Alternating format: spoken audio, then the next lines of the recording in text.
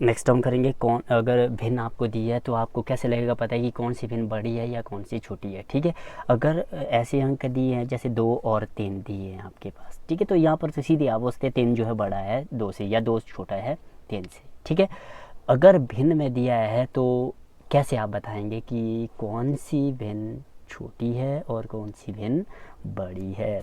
ठीक है, तो यहाँ पर आप दो चीज़ें पहले ध्यान देंगे। ठीक है, दो चीज़ें कौन सी है, अगर अगर पहले आप क्या ध्यान देंगे, अगर हर समान हो, मान लीजिए आपके पास भिन्न है, ऐसी भिन्न है उसका जो हर है वो एक जैसा है। आपके पास है 3/5, 4/5, 6/5।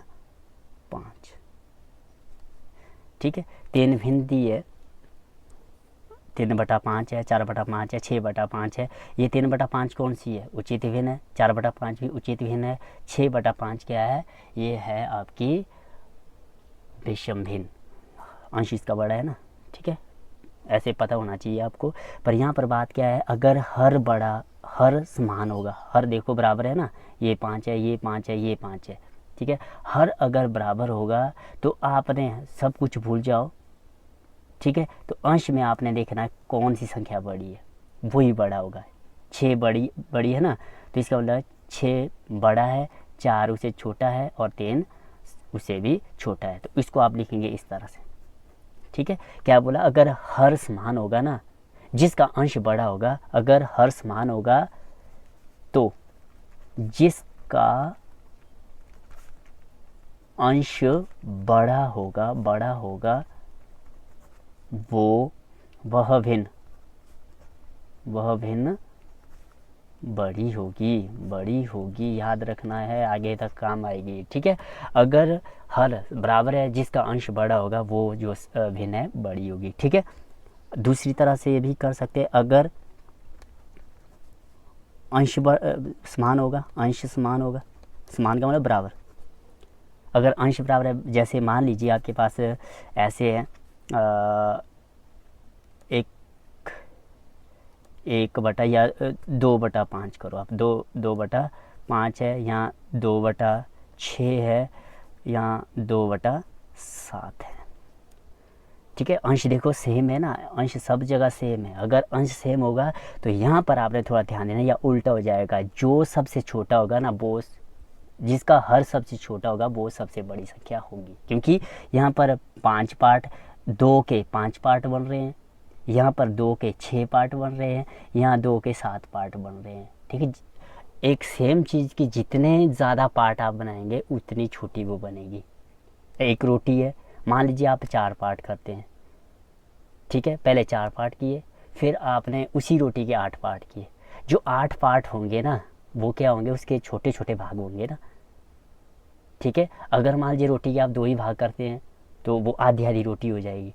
अगर 4 पार्ट कर दिए तो आपको पता है और छोटे, जितने ज़्यादा पार्ट आप करेंगे वो संख्या उतनी छोटी होती जाएगी। ध्यान देना, जितने ज़्यादा पार्ट करेंगे ना उतनी छोटी होगी। जैसे 7 ज़्यादा पार्ट, सबसे ज़्यादा पार्ट 7 की है ना, तो ये सबसे छोटी होगी। ठीक है, तो इसका मतलब क्या है, जो हर में छोटी होगी वो सबसे बड़ी होगी। जितने कम पार्ट होंगे उतने ज़्यादा होंगे वो। ठीक है, तो इसका मतलब क्या है, 2/5 बड़ा है 2/6 से, और 2/6 बड़ा है 2/7 से। जितने ज़्यादा, अगर अंश समान होगा, ठीक है, अगर हर समान होगा तो बड़ी संख्या बड़ी रहेगी। ठीक है, अगर अंश बड़ा है तो जो छोटा है वो बड़ा होगा, क्योंकि 5 भाग किए हैं ना, यहाँ पर 2 के 5 भाग किए हैं। ठीक है, या एक से भी आप समझ सकते हैं, जैसे मान लीजिए 1/2 है, 1/3 है, 1/4 है। एक रोटी है, उसके 2 भाग किए, पहले आपने 2 भाग किए, फिर उसी रोटी के 3 भाग किए, उसी रोटी के 4 भाग किए। जितने ज़्यादा भाग, अब देखो यहाँ पर छोटे छोटे हो जाएंगे ना भाग, यहाँ तो और छोटे होंगे, यहाँ थोड़े बड़े होंगे, यहाँ बड़े होंगे। ठीक है, जितने ज़्यादा भाग करेंगे वो संख्या उतनी छोटी होती जाएगी। तो ये 1/4 जो है सबसे छोटी है, फिर उससे बड़ी 1/3 है, सबसे बड़ी कौन सी हुई 1/2। अगर अंश सेम होंगे, हर में जो सबसे छोटी होगी वही सबसे बड़ी संख्या, वही सबसे बड़ी भिन्न होगी। ये थोड़ा ध्यान देना है, ठीक है। अब ज़रूरी नहीं है अंश और हर आपको सेम मिले, हो सकता है अंश या हर अलग अलग हो, फिर उस केस में आप क्या करेंगे, ठीक है। तो आपने क्या करना है, या तो अंश को आप बराबर करेंगे या हर को आप किसी तरह से बराबर करेंगे, ठीक है। तो जैसे मान लीजिए तीसरा केस मैं बता रहा हूँ यहाँ आपको, 1/2 है, कॉमा 1/3 है, कॉमा 1/4 है। अब ये बताओ, अब देखो 1/, नहीं, यहाँ पर करो 2/, यहाँ करो 3, अलग अलग। अगर तो एक एक होते तो आपने सीधे बता देना था, ठीक है। अगर अंश या हर बराबर हो तो सीधे आप बता सकते हैं, अंश सेम होगा तो हर में सबसे छोटी जो होगी वो सबसे बड़ी होगी, ठीक है। जैसे ये है 1/2, 2/3, 3/4। अब यहाँ पर नहीं आप बता सकते क्योंकि ना तो अंश सेम है ना हर सेम है। अब आपको नहीं लगेगा एकदम से पता कौन सी बड़ी है कौन सी छोटी है। तो आपने क्या करना है, या तो अंश बराबर करने हैं या हर बराबर करने हैं, ठीक है। ज़्यादातर इस तरह के क्वेश्चन में आपने इजी रहेगा कि आप हर को बराबर कर दो, ठीक है। क्या करेंगे, हर को बराबर कर दो, तब आपको समझने में आसान, क्योंकि हर को अगर बराबर करेंगे जिसका अंश बड़ा होगा वही संख्या बड़ी होगी, जैसे मैंने यहाँ पर आपको बताया था, ठीक है। तो आप क्या करेंगे, जैसे 1/2 है, 2/3 है, 3/4 है, ठीक है। नहीं लग रहा ना पता कि कौन सी बड़ी है कौन सी छोटी है। तो आप क्या करेंगे, जैसे 2, 3 और 4 है, 2, 3 और 4 है, ठीक है। इसका आप पहले लघुत्तम समवर्तक निकालेंगे बराबर करने के लिए। क्या करेंगे, लघुत्तम समवर्तक निकालेंगे। इस तरह से सबको निकालना आता होगा, नहीं आता तो देख लो। जैसे पहले 2 से भाग होगा, अगर एक भी भाग हो रही है तो 2 से भाग कर लो, बाकी वैसे लिखो, 2 एकम 2, ये 3 वैसे रहेगा, 2 दूनी 4, फिर 2 से करो, 2 एकम 2, 3 वैसे रहेगा, 1 आएगा, ठीक है। अब 3 से होगा ये, ठीक है। अब इसको गुणा करो, 2, 3 दूनी 6, 6 दूनी 12, तो लघुत्तम समवर्तक क्या आया, 12। अब क्या करना है, अब थोड़ा ध्यान देना है, हर में आपके पास 12 बनना चाहिए कि भाई इसमें क्या गुणा किया जाए 12 बने, इसमें क्या गुणा किया जाए 12 बने, इसमें क्या गुणा किया जाए 12 बने। तो वो गुण आपने ऊपर भी करना है नीचे भी करना है, ये आपने थोड़ा ध्यान देना है। तो 1/2 है, देखो 1/2, 2 में क्या गुणा किया जाए 12 है, ठीक है। आपको पता है 6 दूनी कितना होता है 12 होता है, तो 6 से ऊपर भी गुणा करेंगे नीचे भी करेंगे, ठीक है। तब ये अपने आप आ जाएगा, कितना आएगा ये 6/12, ऊपर 6 है नीचे 12, 6 गुणा 2 12, ठीक है। तो ये तो आपने कर दिया। अब दूसरी बारी आई 2/3 है, अब 3 में क्या गुणा किया जाए 12 बने, 4, 4 ऊपर भी और 4 नीचे भी, तो इसका क्या बनेगा 8/12, ठीक है। और इनको तुल्य भिन्न भी बोलते हैं, जैसे 2/3 के तुल्य कौन सी है 8/12, 1/2 की तुल्य कौन सी है 6/12, तुल्य मतलब समान, एक जैसी, ठीक है। तो अगर तुल्य भिन्न आपने बनानी है, कल भी ये क्वेश्चन किए थे, अगर तुल्य भिन्न बनानी है तो किसी भी संख्या से ऊपर भी और नीचे भी गुणा कर लो, 4/4, 5/5, 6/6 गुणा करेंगे तो तुल्य भिन्न आ जाएगी, ठीक है।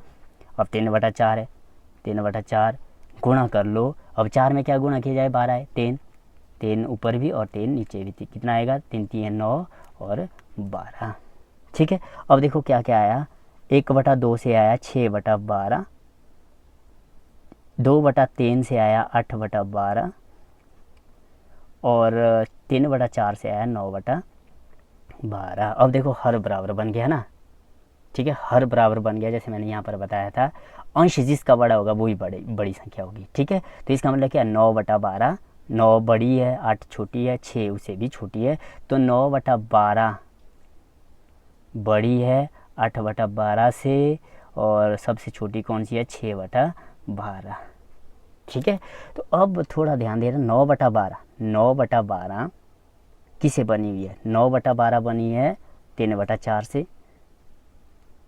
अब वैसे ही लिखना, 8/12 किसे बनी है 2/3 से, 2/3 से, 2/3 से, और 6/12 बनी है 1/2 2 से। तो इस तरह से आपने ये करना। तो इसका मतलब है 3/4 बड़ी है, 2/3 उससे छोटी है और 1/2 सबसे छोटी है। तो इस तरह से ये ज़रूरी नहीं कि भी 3 भिन्न होगी, 2 भी हो सकती है। तो वैसे ही आपने करना है। हर का आपने पहले लघुत्तम समवर्तक निकालना है, जितना आएगा तो हर में क्या गुणा किया जाए कि वो लघुत्तम समवर्तक के बराबर आ जाए। तो दोनों में आपने हर में भी करना है और अंश में भी आपने गुणा करना है। फिर उसके बाद देखना है कि जिसका अंश बड़ा होगा वही संख्या बड़ी होगी। ठीक है। अब मैं थोड़ा एक बार फिर से आपको थोड़ा बता रहा हूँ कि भी हमने आज क्या क्या सीखा, क्या क्या किया हमने। तो इसमें सबसे पहले तो आपने बताया उचित भिन्न। उचित भिन्न, ठीक है, कैसी होती है? अंश छोटा होगा और हर बड़ा होगा, ये उचित भिन्न है। विषम भिन्न कौन सी हुई? विषम भिन्न हुई जैसे अंश बड़ा है, हर छोटा है। ठीक है, इसको आपने मिश्रित भिन्न में चेंज करना है। मिश्रित भिन्न में कैसे करेंगे? 4 इसको भाग करेंगे, 3 एकम 3, तो इसका आएगा 1/1/3। ठीक है, अगर इस मिश्रित भिन्न को विषम भिन्न में चेंज करना है, इसको गुणा करो, ऊपर वाले को गुणा जमा कर लो, तो ये आएगा 3 एकम 3, 3 जमा 1 4, 4/3। ठीक है, अगर आपने शेड करना है, ठीक है, तो यहाँ पर इसको आप डायग्राम में बना सकते हैं। कितने भाग करने, एक चीज़ के कितने भाग करने हैं? 4 भाग करने हैं, 1 2 3 4, ये बराबर होने चाहिए चारों भाग। ठीक है, 4 भाग में से कितने आपने यूज़ किए? ऊपर वाले ही यूज़ किए। कितना भाग आपने यूज़ किया है? तीसरा। ये 3 भाग आपने इस तरह से शेड करने हैं, तो इसका आएगा 3/4। ठीक है, अब यहाँ पर देखो, यहाँ पर क्या है? मिक्स है ना, ये मिक्स है, एक पूरा है, एक 1/3 है। तो इसका मतलब क्या है? एक पूरे के लिए अब कितने भाग करने हैं? 4 भाग नहीं करने हैं, अब 3 भाग करने, 3 है ना यहाँ पर, इसमें भी 3 भाग करेंगे, इसमें भी 3 भाग करेंगे।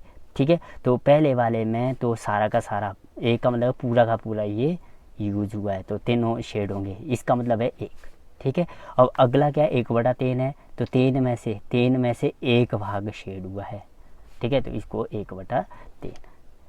ठीक है, अब कौन सी भिन्न छोटी है, कौन सी भिन्न बड़ी है? तो मैंने बोला, यहाँ ध्यान से सुनना है, अगर हर बराबर होंगे, ठीक है, तो अंश देखना है, जो सबसे बड़ा अंश होगा वही सबसे बड़ी संख्या, सबसे बड़ी भिन्न होगी। अगर अंश बराबर है, जो सबसे छोटा हर होगा वो सबसे बड़ा होगा, जो सबसे छोटा हर होगा वो सबसे बड़ा होगा, ये उल्टा होगा। ठीक है, तो माइंड में आपने एक ही रखना है याद है, हर बराबर वाला, तो अंश वाला अपने आप याद रहेगा। ठीक है, अगर बाई चांस मान लीजिए ना अंश बराबर है ना हर बराबर है, तो आप क्या करेंगे? हर में जो जो अंक दिए हैं उनका लघुत्तम समवर्तक निकालना है। ठीक है, जो लघुत्तम समवर्तक आएगा तो उसके बराबर आपने सारा हर बनाना कि कितना गुणा करना पड़ेगा। गुणा आप ऊपर भी करेंगे और नीचे भी करेंगे। ठीक है, तो इस तरह से जो आपको वर्कशीट में जो काम दिया है वो आपने करना है। Thank you.